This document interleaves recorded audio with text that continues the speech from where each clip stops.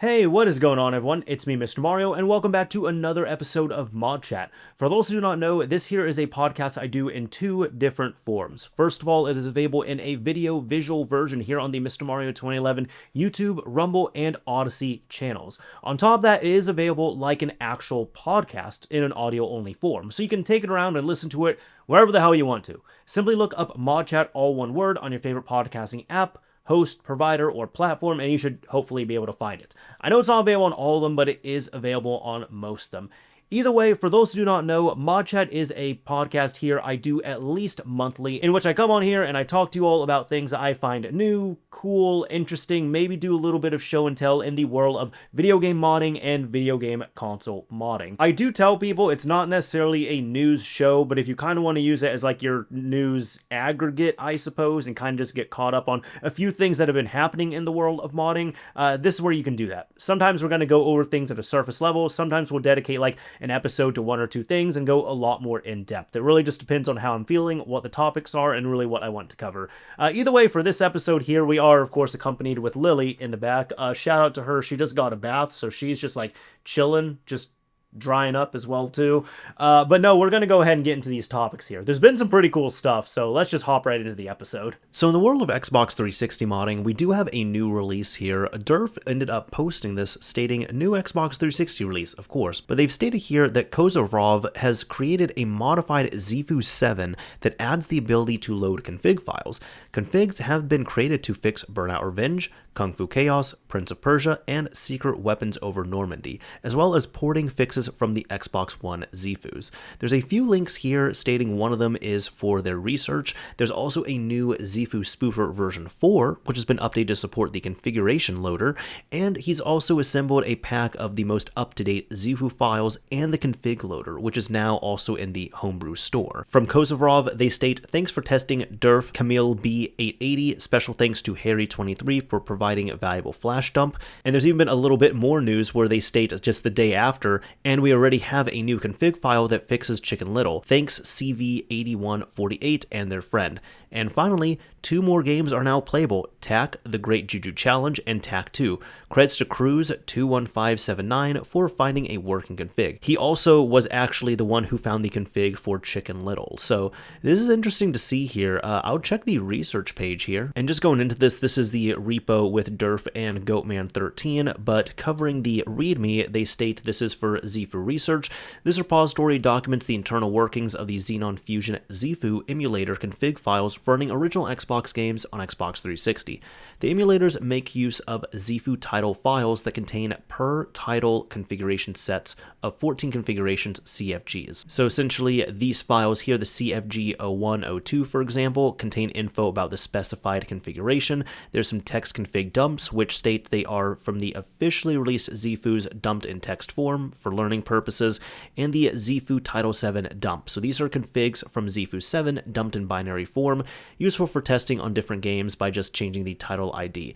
And then there's been some custom configs as well too. I'm looking to see if there is any that we could use. Let's see in the config files. And if we look at one here we go, TAC and TAC 2 config. So if we read this, I was hoping this would actually be like human readable, but no, I guess it's not going to be on here, unfortunately. Well, you know, I'm actually going to keep this in here. I even went as far as to download the bin file for this and throw it into HXD, and this is the only value that's been changed right here that gives us a 0, so I'm wondering if that's just like a flag for that specifically. Interesting. I haven't looked further into this one here, but it is interesting to see nonetheless. I'm hoping to see what more configs come out of here from the community here, and on top of that, I did also talk with Durf about this, and I did want to ask mainly why it was specifically Zifu 7, and he let me know that this was outside of the Xbox One ones that were dumped.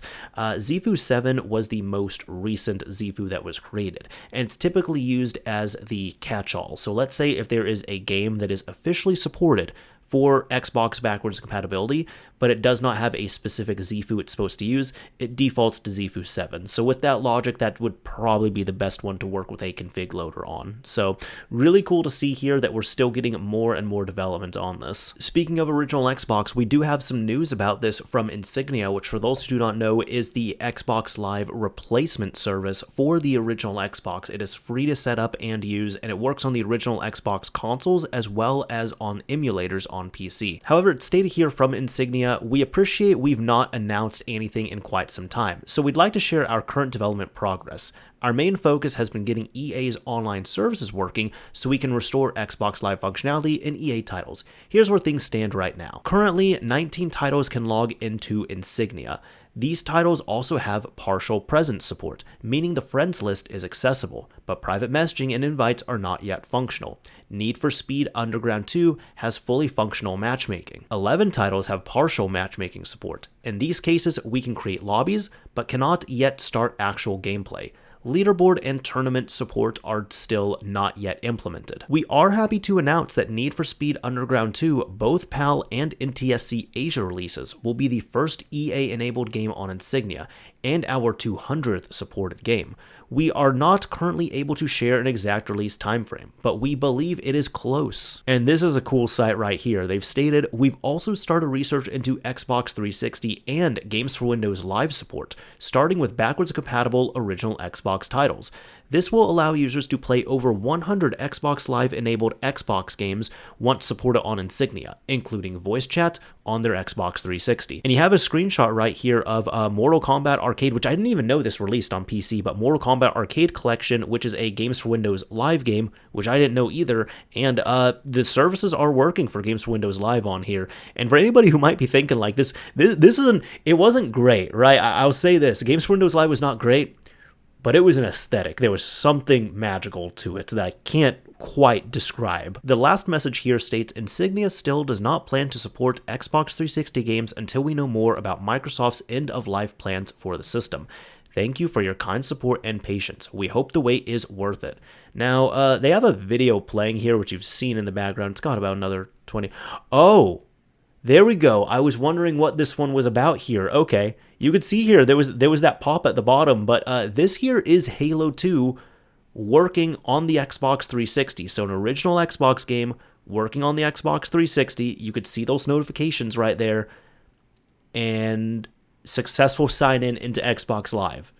So for anybody wondering, is Insignia coming to the Xbox 360? Yes. Now, in one of the biggest Xbox 360 exclusive developments here, we now have a fork of BadUpdate, which is still at the core BadUpdate, but the entry point has changed, and this is from developer Shutterbug 2000, who I have said has done a lot of work on the Nintendo side of house.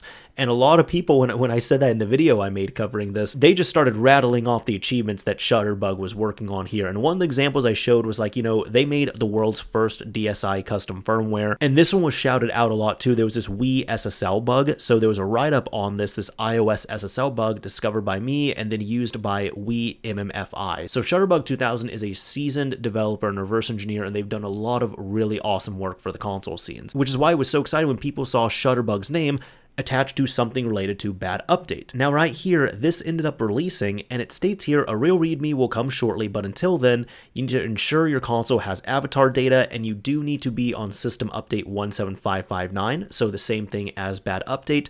There's no executable included, so you are going to have to put an executable within the BadUpdate payload folder, such as Exion Shackle or Free My Xenon. There's some new LED activity right here, and there is a profile that this relies on, because you are not supposed to sign into it, and they say especially on Xbox Live, and there's even been a pin set to prevent accidental logins. It is still recommended to be disconnected from the internet completely until you end up running the exploit itself successfully. And a few other notes here, they state Stage 2 is fully buildable from start to finish without any trickery. If you want to modify Stage 1, hex edit the output into the avatar item from the release profile at address 0x2200. Stage 0 is tricky to modify due to compression, but only shows the anti-scam text and performs a stack pivot and can safely be considered static. But this ended up releasing, and I will say the release rollout was odd, right?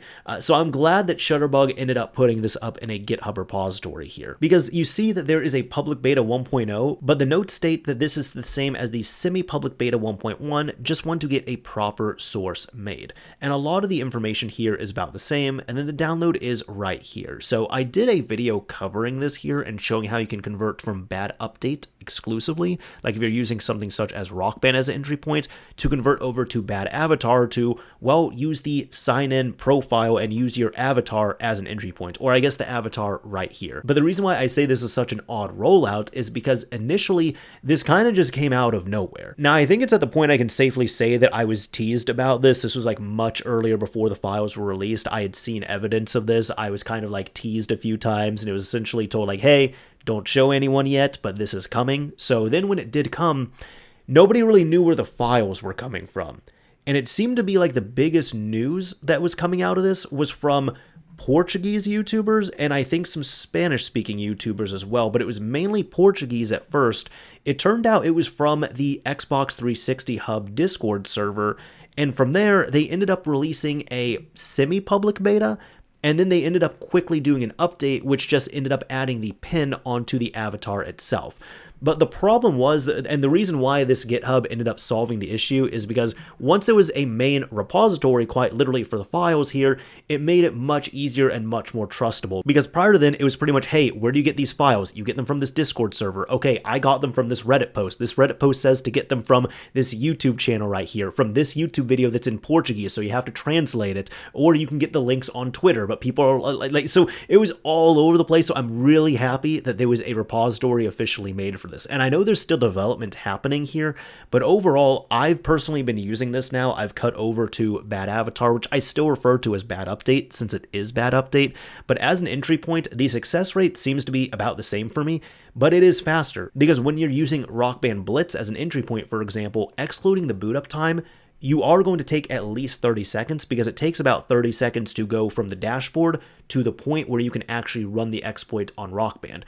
While as if you use BadAvatar, as long as you have auto sign-in disabled, you don't even need your controller initially. All you need to do is make sure your USB drive is plugged in, turn on the system, and wait. And it's quite fast. So a big shout out and thank you to Shutterbug2000 for not only working on this, but releasing this, and I am looking forward to more development on a BadAvatar. I know people love the progress seen with Bad Update, and I suppose with BadAvatar now as well, we're also seeing progress on that, and there's been a couple of forks here that were linked to me. One of them here was BadAvatarHDD from Rain 2591.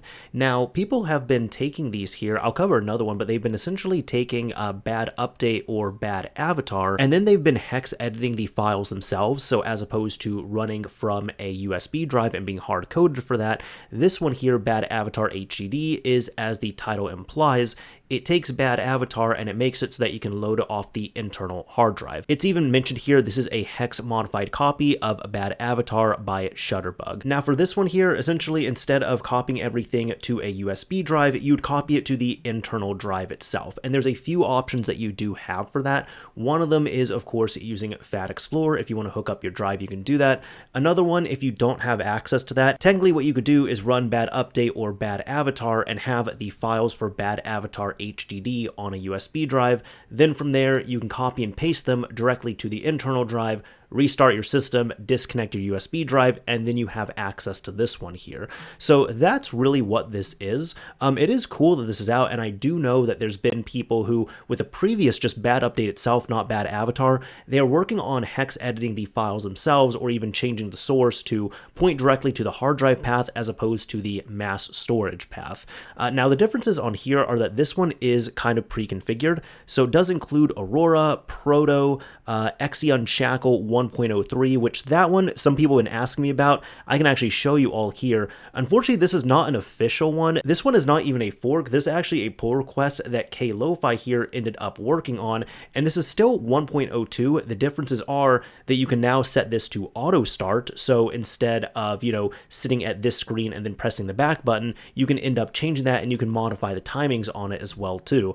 I haven't covered this one here. I will say real quick, a lot of people wanted me to cover it. I haven't covered it here because it's in the pull request and it's not necessarily a fork, so I'm really hoping that Byram90, the developer of Xe Unshackle, ends up merging that in, because that is something that people have been using and they've really liked. But let's get back to the previous point here. Point being here, this is now another option which is available, which is pretty cool. Now, my only qualms about this, and I'm not saying this insultingly or against the developer or anything, this is kind of just my own opinion on here, I do wish, I understand the benefit of having this bundled in. It also has a nx the Aurora skin as well too, but I do wish there was a more vanilla version of this available. So essentially you could just like take this, you just have BadAvatarHDD, you can set up the launch INI yourself, you can add in whichever applications you want, you can set the paths, you can do all that. That's at least my opinion here. Instead of having to use the build that was made here, if there was one that was like, you could have this pack, but you could also just have the vanilla files that you could work with, that would be nice. Additionally, I'm sure there's people who do want me to make a video directly about this, but I at least won't at this time, and I'll say that real quick here. One of them being is that we're in a stage where we're seeing a lot of rapid advancements with all of these right here, with all these developments. So as opposed to splitting off fork to fork to fork to fork, I kind of want to see which ones are going to continue to be maintained, which ones will be updated, because this one here is still relying on BadAvatar itself. So hopefully whenever BadAvatar is updated, this one is also respectively updated. Additionally, this is a bit of a warning to people using this. This could introduce issues if you do something like try to put a plugin in, or you put in a path incorrectly into the launch.ini file. It's actually even worth noting here, this right here is a good example of what I was talking about. It states at the bottom, if Proto Server plugin is enabled as it is by default, then original Xbox games will fail to load. So make sure you edit the launch.ini in the root of the Xbox 360 hard drive. And it goes through the process right there of explaining it, because this is not a Proto exclusive thing. In general, if you have a stealth server running, while you have it loaded, you cannot play original Xbox games. So you have to unload the stealth server and then you can actually play your Xbox games. Original, not 360. As an example, I have it here. You could see this is just set. So I think the only changes that were made were to the default value right here, where it's pointing to Aurora, as well as putting in the plugin for Proto. So for example, like I said, with the preloaded version here, there might be people who just, they don't want to mess with stealth, they don't want Proto on there, and that is totally fine. But if you, let's say, put a plugin in here and you end up having either a bad plugin or maybe the path is incorrect, it might not load in, it might just be a little more annoying to tweak that there. Additionally, if you have a bad plugin, specifically talking about that, if you have an RGH system, for example, there is a way to bypass that. You can essentially take a USB drive, put a blank launch.ini file like this on the root of it. That way you end up booting the system without any launch configuration there, and then from there you can correct your issue on the system itself, save your new file, and reboot.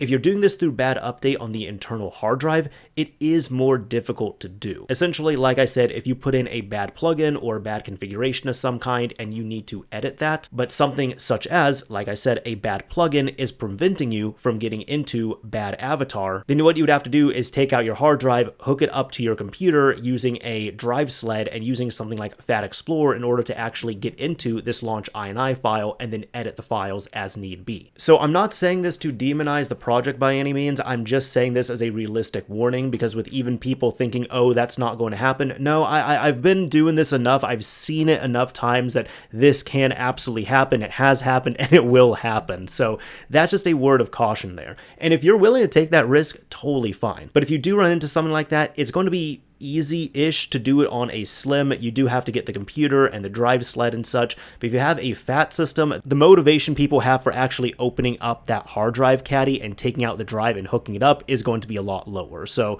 what I'm saying is just keep that warning in mind. I'm personally still going to be using the USB variant, but it is nice to see the community picking this up here. And we have another one here related to BadAvatar forks and hex editing, and this here is ABadMemUnit. Now, some people might be a little confused by this, and if you are, that's understandable, but this from GamesMaker12 states here, this is a hex edited version of ABadAvatar BadUpdate to work off of memory units. You must plug it into the first slot as I have shown in releases. Apparently the memory unit calls are hard coded per port MU0 and MU1. Please put your dashboards on your hard drives or elsewhere. So if you're wondering what this is here, this one is still on an external device, but I'll actually show you all. This one is actually a FAT exclusive version here, because this is really the same thing. It's a BadAvatar, which is a fork of BadUpdate, but instead of running off a USB drive, it runs off of, right there, they're showing it, an actual memory unit. These memory units varied in size. I believe they sold them in 64 megabyte, 256 megabytes and 512 megabytes, if I remember correctly. And you can see right here, they are exclusive for the fat Xbox 360. I believe one of the author's motivations when I saw some comments about this was that they wanted to have it so that you can free up a USB port that way. So I do like this because it's still a dongle of sorts, in which if you want to boot up into BadAvatar, you just pop this in, you turn on your system, you let it run, and if you ever want to go in a stock environment, you just unplug this before you turn on the system. But this is about the same thing as before, where, like I said, instead of this being run off of the USB drive, it's been hex edited to be hard-coded to run off of the memory unit. Although, like it shows in this photo here, you have to put it in memory unit port 1, not memory unit port 2. And if you have a slim, like an S or an E model, you are out of luck. You cannot use the mem unit one here. Now, as a final aside here, some people might be wondering, okay, I have one of those old memory units, but how do I put this on here? Well, there's two ways of doing it. I do believe that there's USB adapters, but I don't know if the drivers for those really work too well on modern operating systems. But probably the more accessible way of doing this is getting into a modified environment and then copying them over that way. So ideally, you can either take an RGH or you can run a BadUpdate or BadAvatar system. And from there, you can plug in your memory unit, and then you can copy the files to a USB drive, and then copy them over to the memory unit. Or you could use something else such as Xston, in which you can, again, get in there, and once you have it set up, and then you can connect it to your console using Fat Explorer and copy the files over. So there's at least a couple ways that you can set this up here. But yeah, if you have one of those old memory units sitting around and you have a fat system, this isn't a bad option either. We'll just have to see, yet again, just like the hard drive version, how up-to-date this one will be as we see more updates for BadAvatar. Another pretty big development ended up coming from the release of Fat Explorer 3.0 Beta 35, which ended up adding in the Xbox 360 SSD maker. Again, something else that I made a separate video on. Now, Fat Explorer is from developer Eaton, who has made, I would say, debatably one of the best, if not the best, console management, I guess console storage management softwares for the Xbox and Xbox 360. If you haven't used Fat Explorer before, essentially this allows you to quite easily take many different types of storage, like USB, hard drive, SSD, whatever it is for the Xbox and the Xbox 360, hook them up to your computer, navigate them all within Windows, like pretty natively as well too.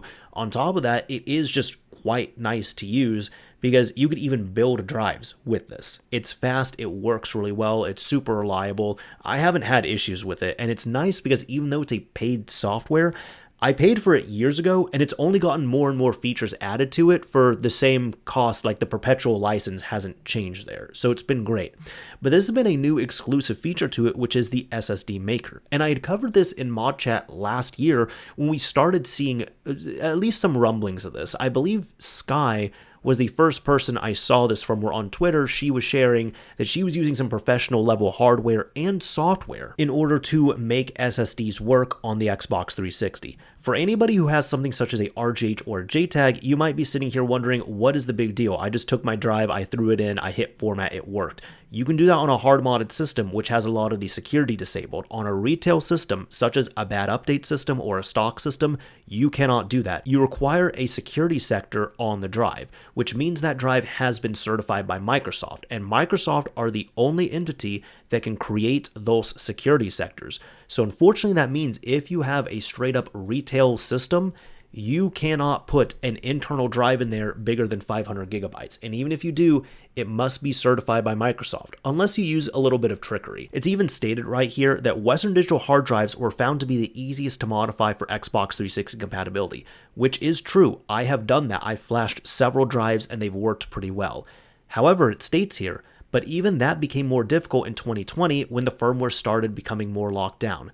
If you want to make a custom drive now, you have to search for a compatible Western Digital drive, which will grow more difficult as the months go by. So that is why this has been such a big deal, because now for the first time in at least 5 years now, you can go to a store, and as long as Ian is still working on compatibility, and it is increasing with every update, but as long as you find a compatible SSD with a specific controller revision that can be reflashed, you can then take that SSD, you can reflash it to have a new security sector on there, and from there you have, for the first time in years, a brand new drive which can work on any Xbox 360. And it's an SSD, which prior to this, internal SSDs did not work on retail systems. There's a lot more information here on the SSD support information, and it is stated that yes, you do have to, so with this being exclusive, you do have to pay for a license, and you can either pay for the full Fat Explorer license, or you could pay $3 to only use the SSD right there.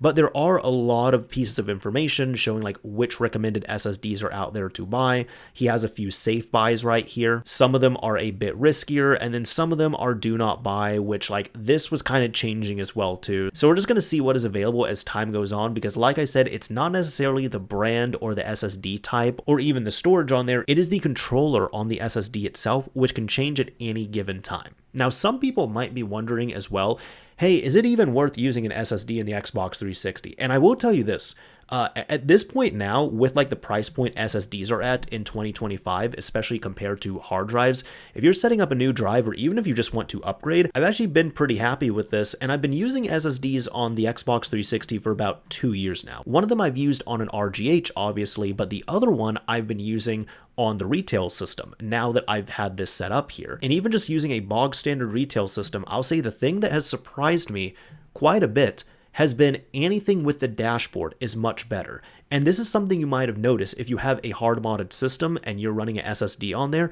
Any custom dashboard operations are much smoother, they are much faster. Like loading in Aurora, for example, when it has to index all your titles at the beginning, it's much faster. When you're scrolling through all your games on a hard drive, if you put like 40-50 games on there, it could start chugging. My SSD on my RGH, I have 400 games on there.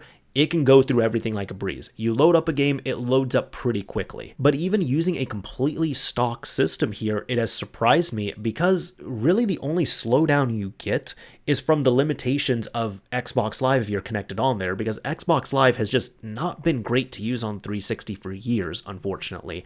But outside of that, going through the dashboard, going through your storage on there, going into like the My Games section, for example, everything is snappy and it loads up really fast. Now, I'll say in terms of actual game comparisons, I haven't really done any myself. I'm just gonna be honest, that work kind of bores me in all honesty. But with some of the comparisons I have seen others do, you're going to get a performance upgrade no matter what, even if it's minimal. Some people might be expecting a huge boost. You're not going to get that because the Xbox 360 is only a SATA 1 interface, but you are getting rid of the seek times on there. And especially for games that rely on a lot of random access to files, they are going to run smoother. So you're not going to get a degraded experience using an SSD. You're only going to get benefits, but the benefits, it depends on what you're looking for. I will say any type of dashboard or custom dashboard operations are much nicer. However, when it comes to in-game, the comparisons I've seen, you might get a second, half a second, maybe 2 seconds better in loading times. In some dramatic ones, maybe let's say if a game takes like 40 seconds to load,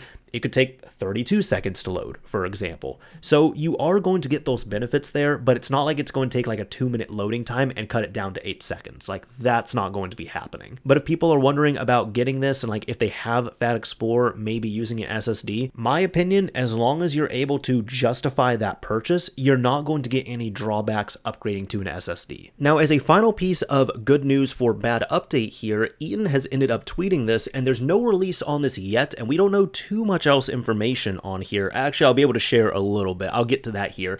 But he ended up tweeting this just randomly, and it states here, 2 terabyte internal drive mod for Bad Update users coming soon. And you can see this is his screenshot, and if we look at this here, he's got a USB drive, he's got a 4 gigabyte internal memory unit. Real quick, while editing, I just realized this, like maybe 15 years too late, but this icon right here, this makes sense on a fat system, but not on a slim system.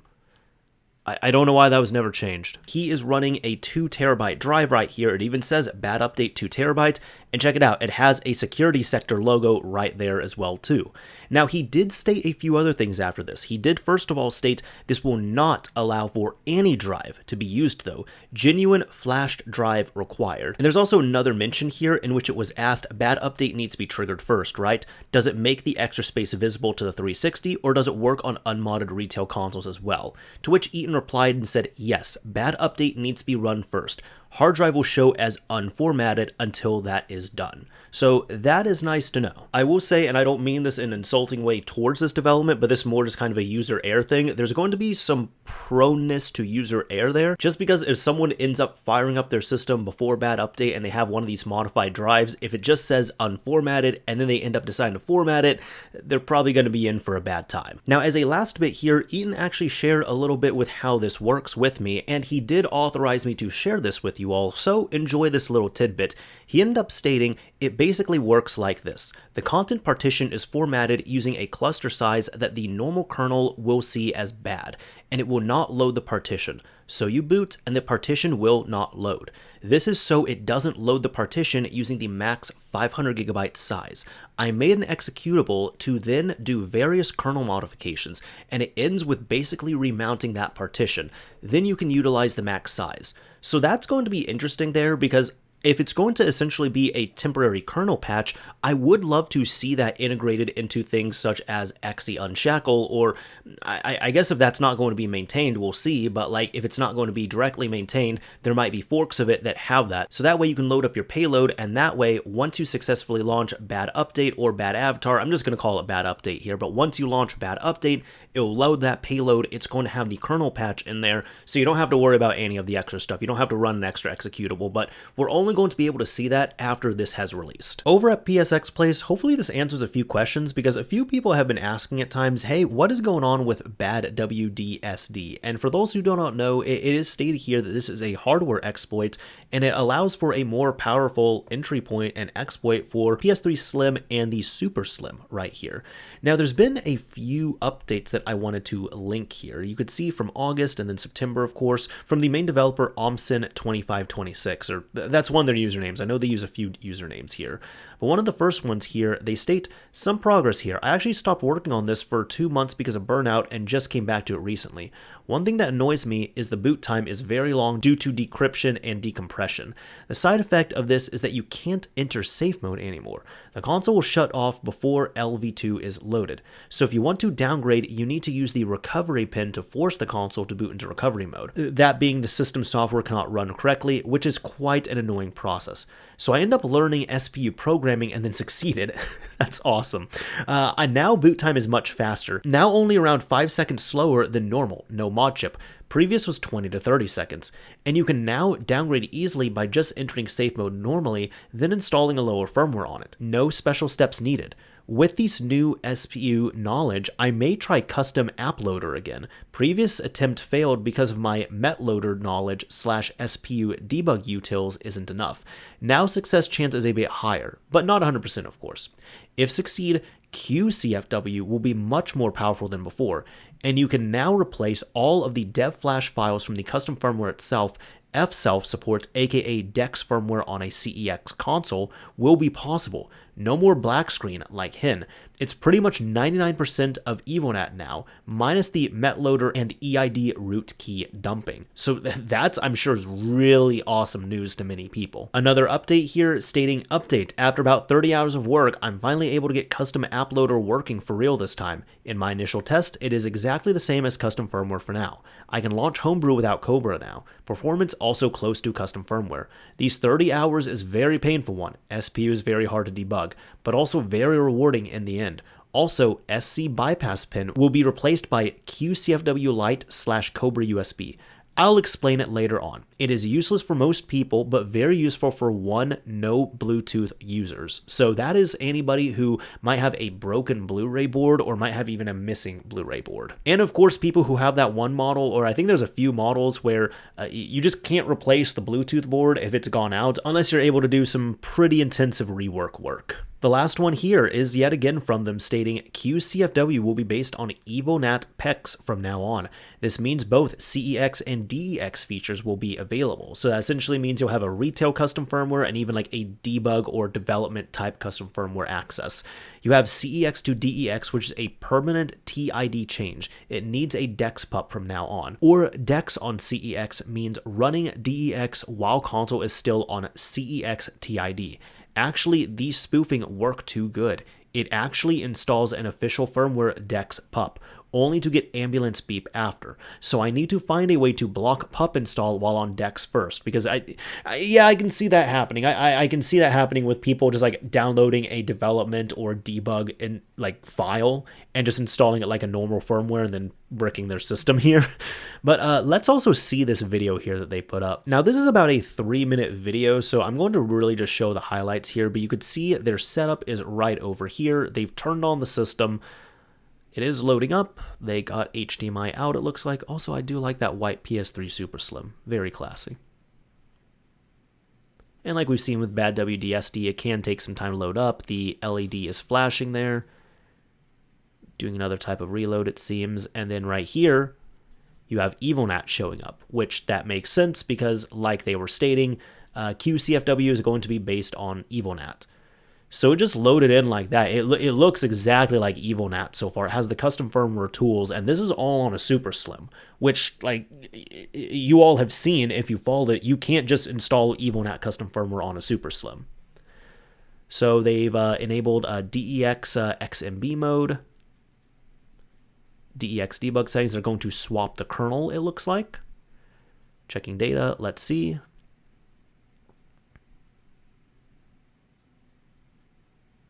There we go. Level 2 kernel changed to DEX debug, and it is going to reboot.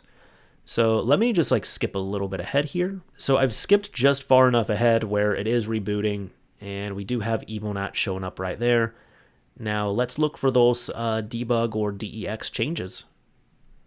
Looks like we have some of it. Oh, wow, that is blinding, but we have some of it right there. We have the quick sign up. We have the title store preview. We have the another title store preview that's in-game, that store.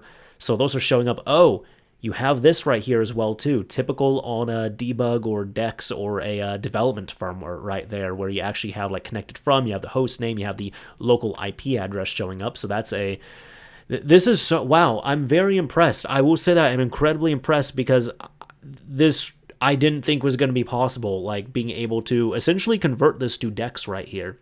There's going to be people I know that will say, who are like deeper in the PS3 scene than me, who will say like, yeah, it's not like actual DEX, I can get that, but this is still impressive nonetheless, and I think even they will admit that too. So they're able to change some settings there, they have all that. Let me actually see what setting he changed here. So boot mode, system software mode, debugger mode. Okay, so that's been changed. They're going to reboot the system. Let's go forward again. It's coming up. Wow, look at that. Look at that debugging station. This is, okay, a little blurry, but this is coming up. That's impressive. That's really cool. And this is all on a Super Slim. Really stressing this here. This is all on a Super Slim. This is incredibly important. And this is ProDG, the target manager. So essentially this allows you to, this is part of the dev kit for the PS3. This allows you to actually like communicate with the console, control it, do what you need to. If you're familiar with like the Xbox or Xbox 360, it's pretty similar to like Xbox Neighborhood or Xbox 360 Neighborhood. Now, something I really haven't touched up on in a while is the PlayStation 5, and there's a lot more moving parts to the PS5 than the PS4 jailbreaks, I'll say that. But there has been an update here to Kstuff from Echo Stretch, and you can check this out in the releases, in which they state here there is full 9.xx support right now. So really, thanks to the entry points available and the jailbreaks and such on the PlayStation 5, this now allows you to really jailbreak the PlayStation 5. To my understanding right now, it's not like a BDJB thing, or it's not like WebKit here. Those ones haven't really been relevant for a minute, unfortunately, and that's kind of due to the PS5's level of security. But if you have a PS5 on firmware 9.60, for example, you can use an entry point, which is the Lua games. They're games that are made with Lua, like the language Lua, and I believe they are typically visual novels. But what you can do is essentially get one of those games, you then have to hack up the game save, and then once you hack up the game save, you can then boot up that game, the official game. It'll load up your hacked save, and then you have to set this up so that you can load up something like Kstuff right here, which then allows you to do the stuff that you're wanting to, such as running unsigned code, also actual homebrew support, playing PS5 games, all that fun stuff. And I know there's a couple of them. There is Kstuff, that's one of the entries, and there's another one which is ETA Hin. So like I said, there's a lot of moving parts on here. Plus, for anybody who's thinking, okay, well, I'm on this low firmware, I have to get one of those games. No, you don't need to. On the lower firmwares, there are WebKit exploits, but eventually those kind of dried up. There's also BDJ as an entry point, but then we haven't really seen that on the higher firmwares now, like 9.60. So really it seems like 9.60 and those higher firmwares, at least at the moment, I don't know about the future, what we're going to see here, but at least at the moment, if you have one of these higher firmwares on the PS5 and you want to jailbreak it, you do need one of those Lua games. But either way, that's all to say here that we are getting more movement on here. So now if you have a PS5 which has stayed on an old firmware and it could be up to firmware 9.60, you can get your Lua game, you can get Kstuff, and you can start having fun on there. Speaking of fun, this is the stuff I love here. I covered something like this very briefly in the last episode of ModChat. This is nx-laserplayer, which is a wonderful name here, and it stated that this is the Nintendo Switch player for optical disc. If you're wondering what exactly this is here, previously this was a library that was being used that was libUSB-DVD, and it states here that thanks to libUSB-DVD, it features DVD video playback, which supports commercial DVD video, Blu-ray playback, but it states that commercial Blu-ray is not supported right now, and some Blu-ray may not work. And you also have SVCD and VCD feedback. Thanks to Avern MPV, it also features a MPEG-2 hardware decoder, an H.264 hardware decoder, and even an H.265 hardware decoder with HDR support. It is stated that you need an external optical drive connected via USB to the Switch, and a dock with a good power supply is needed since USB optical drives have high power spikes. I can literally hear the laser moving and stuff as I read that. But yeah, if you're actually wanting to like watch some DVDs, VCDs, SVCDs, probably like Blu-rays here, if you have one that like, let's say it's even like a homemade one, or maybe it's like a retail release that you ended up decrypting and burning yourself, that would probably work on here. But if you're expecting to like go to a store, buy a Blu-ray movie, pop it in and play it, we're not going to see that here. I'd be surprised if we see it. I'm not saying we're never going to see it, but I'd be surprised. But nx-laserplayer, love to see it. One missed thing, I'm not trying to like poke at it too much, but with a name like this, it would have been cool if there was like Laserdisc somehow playable on here. Like, come on, LaserPlayer, Laserdisc. This also came across my timeline, and I did want to shout this out because while this is not a new project, I mean, this started 2 years ago here. 2 weeks ago, there was an update to this, and this here is Nintendo Switch Firmware Translation Homebrew. Now, this is for modified Switches, and I also want to highlight this because there's many people who are on the channel who even like watch this show here who English is not their first language, and that's fine, and it can be difficult to navigate some of these where primarily like the system's language is going to be set to like English or Japanese, for example. But stated on this repository here from the NX family, welcome to the Nintendo Switch Firmware Translation Homebrew repository. This project aims to provide translations for the Nintendo Switch firmware, allowing users to enjoy their console in their preferred language. Atmosphere version 1.9.4 or later required. Older versions won't boot. And there's a ton of supported languages here. Look at this. You have everything from Arabic right down to Vietnamese. There's also a table of contents here, which goes through, the introduction on this, the prerequisites, which essentially you need a Nintendo Switch modified with custom firmware, and you're going to need an update of firmware to match the translation version because it is very specific there. For the actual releases, the most recent one was on firmware 20.4.0, and they state here, finally the atmosphere bug is fixed, and now I release the complete firmware 20.4.0 translation, including overlays. Also, any kind of crashes related to installed translations should be fixed. Atmosphere 1.9.4 or later is required. Older versions won't boot, and they added Bulgarian as well as regenerated the Polish language. So it looks like you can just take any of these zips, whichever one you want, you download it, you extract it into the correct folders, and then you're able to use your actual in-game, the actual Horizon OS firmware in that language after it's been translated. So I love seeing accessibility like this. We got something pretty cool here. I've never had one of these systems, never played on one, but I love to see stuff like this. This is from Zwinergy0 over on Twitter, or Zwinergy, and they state here the GB Mini, Game Boy games on the Pokémon Mini. The emulator is running on the PM2040 flash card, so I guess the Pokémon Mini 2040.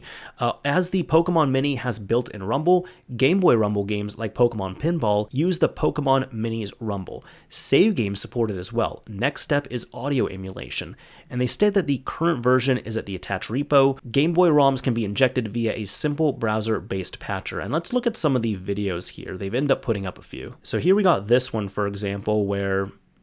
Is this going to be Pokemon Yellow? Let's see. No, No, it's not. Okay. Pokemon Yellow, I remember that because I think that was the first one I got, so that is like the one that I have burned in my head. But yeah, Pokemon Red version, that's showing up. I will say, like, I'm not knocking this at all. It's loading. It's working fine. It's just, this screen is so small, it would really strain my eyes if I was playing on here. I'm just going to be honest. Let's look at this next video here. This is, oh, here we go. This is Pokemon Pinball. Okay. So Pokemon Pinball is loading up. It's actually working. I don't see a way of like really like describing on video to you all, at least like well, I guess you see some of the movements there, so like that's the actual like vibration and such, but apparently like Rumble does work on this as they stated. And then there is one more video here. Let's see what's going on. Which one's this one? Just wait, it's gonna be like something I know. So I mean, the storm effects looks really cool. I've never played this game, whatever it is, so I don't recognize it. I have to see what it is now. We're like halfway through the video. What is this?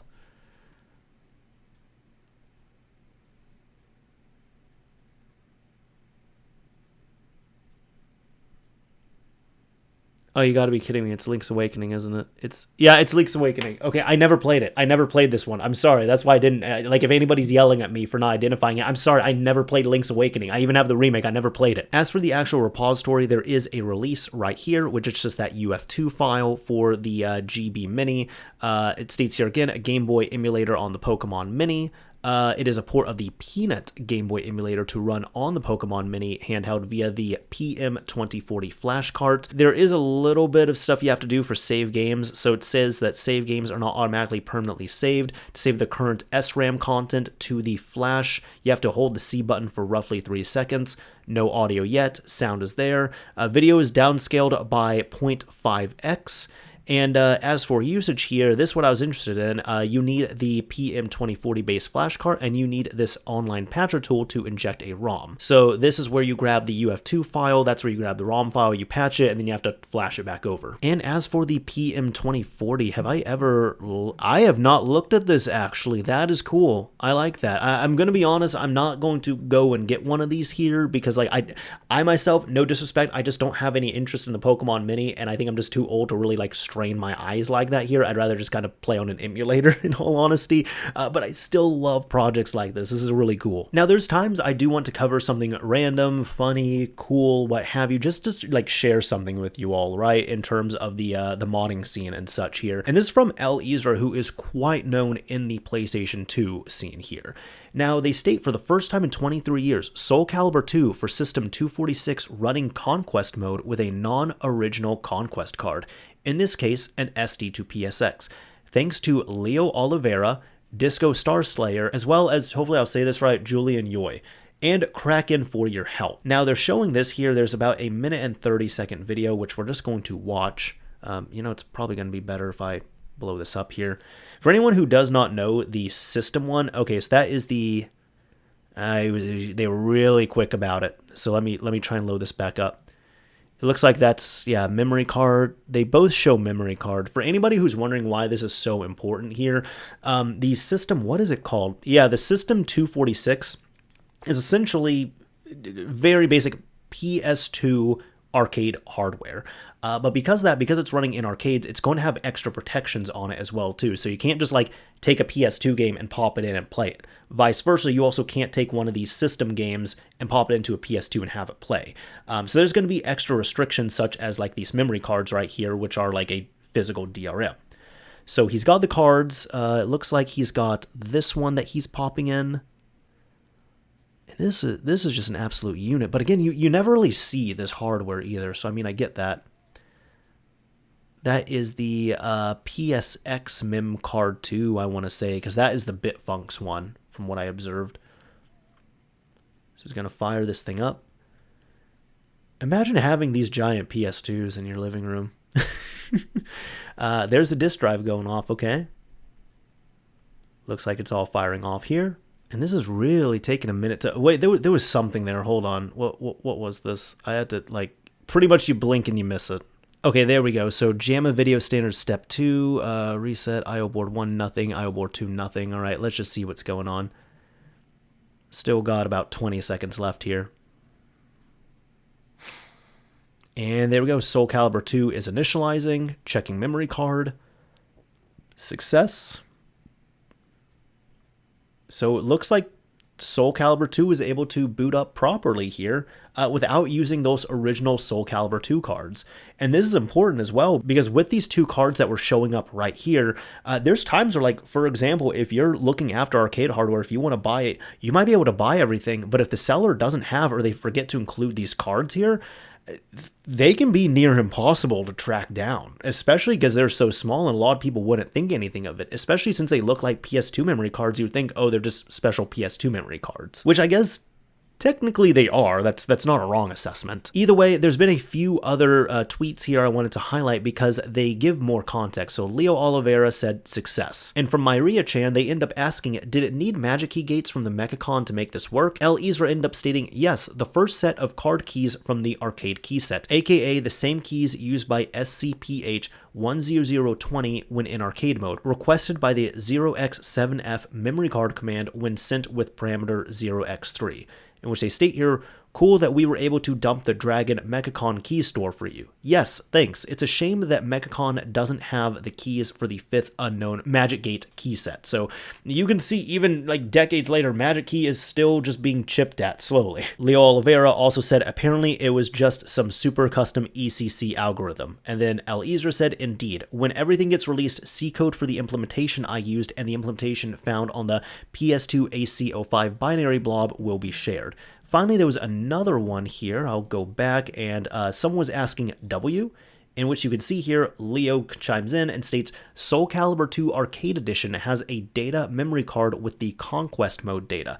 Until now, it was impossible to copy or generate a Conquest card. I see, so that's a W, which I would agree, that's a W. So that's about it for this episode. Hopefully you all were entertained. Hopefully you all got to see something new, cool, interesting, or something you might want to try out yourself as well. Now, typically when I get to the end of these episodes here, I end up putting out a keyword, and if you use that keyword or key phrase in a comment on the video upload here, I'll know that you made it to the end of this episode. Now, typically I like to pick something just like on my desk here and then show it. This one's not going to be on the desk. I'm actually doing some filming back to back, unrelated. But I ended up, showing this, and the point is the Xbox is not related to the topic that I was covering, right? But shout out to a dear friend of mine who ended up giving this to me, because this specific system was something that I was looking for, so a big shout out and thank you to him. However, I don't know what this was. Like, I took everything apart, I was cleaning up and everything. I pretty much used an example in the other video I was doing here, not Xbox related, but I was talking about like console conditions at one point, and I'm like, yeah, this one has this giant scuffle on the bottom, and I tried cleaning this, and I'm not going to hit this with a magic eraser, but I don't know what this is. I don't know. I don't know what it is. I don't know what happened. Even like my friend, he ended up getting this used years ago and then it stayed in his garage. So it's not like he really used this or put it on here. But I don't know. And something I hate too with these cases, man, like I hate like the glossy look on here. I'd rather the case be matte. I don't want the glossy. Like, it attracts so many scratches and fingerprints and all that. This is all to say, let's use the keyword case. What kind of cases do you like? Do you like matte cases? Do you like glossy cases? Do you not care about them? Do you use a case on your phone? Yes or no? That's actually a curious one. There are some people that need cases for their phones. My girlfriend is one of those people. She needs a case on her phone. I need to replace hers pretty often. Actually, recently, real quick, I end up, I'm replacing hers now, because I replaced it about a year ago with a case she liked, and it's been coming apart. But in the interim, while we've been waiting for the new one to come, I saw her using her phone naked, and I was like, please put the case on it. Just, no, please put the case on it, because you have broken and damaged way too many phones for me to trust you with this. So she kind of had to grumble and put the old broken case on there. But that's going to be resolved here soon. But let me know what your opinion is on cases, stories, whatever it is, if you use the keyword case in a comment on the video upload. Yeah, we went on a tangent there, but it's all good. That happens here. Either way, that is about it here for Mod Chat. If you enjoyed this episode, a like would absolutely be appreciated. If you didn't like it, a dislike is fine as well too. But as I always say, this is Mr. Mario, signing off. Thank you all for listening and watching, everyone. And until next time.